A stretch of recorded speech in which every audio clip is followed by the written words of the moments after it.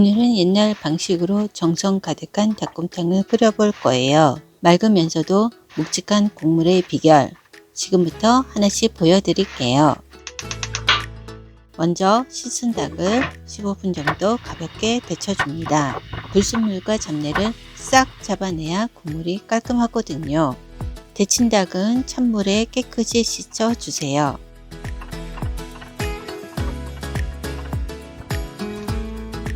양파와 대파, 통마늘을 넣고 30분간 푹 삶아줍니다.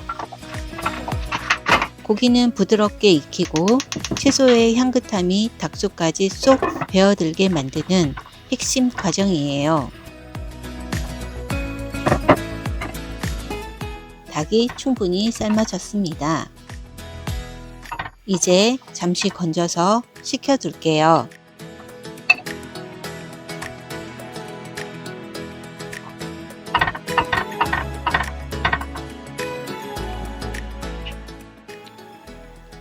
잘 삶아진 닭을 손질해 볼까요? 뜨거우니까 조심조심. 먼저 큼직하게 살과 뼈를 분리해 줍니다.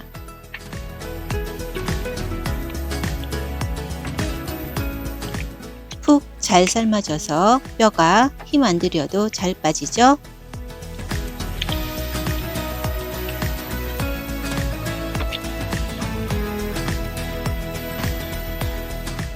이 뼈들은 버리지 마세요.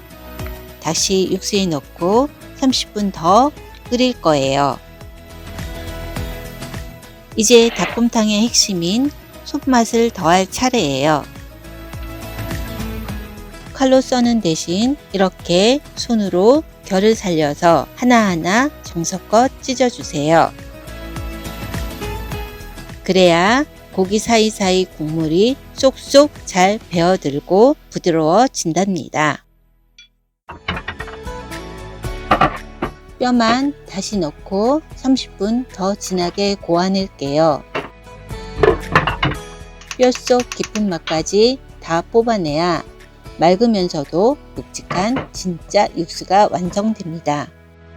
충분히 우러났네요. 이제 채소와 뼈는 깔끔하게 건져낼게요.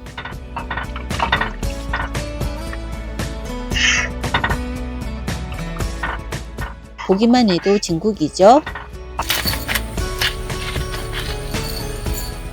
이제 가장 중요한 토렴 시간이에요. 귀찮아도 이 토렴이 진짜 중요해요. 뜨거운 국물을 넣었다 뺐다.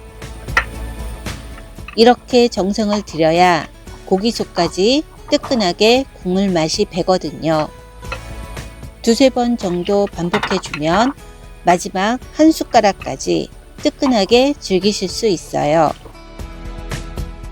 부드러운 고기부터 먼저 한 입.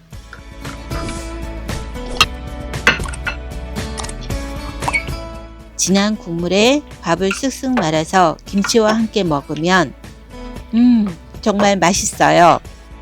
뼛속까지 뜨끈해지는 이 맛, 여러분도 꼭 한번 드셔보셨으면 좋겠습니다.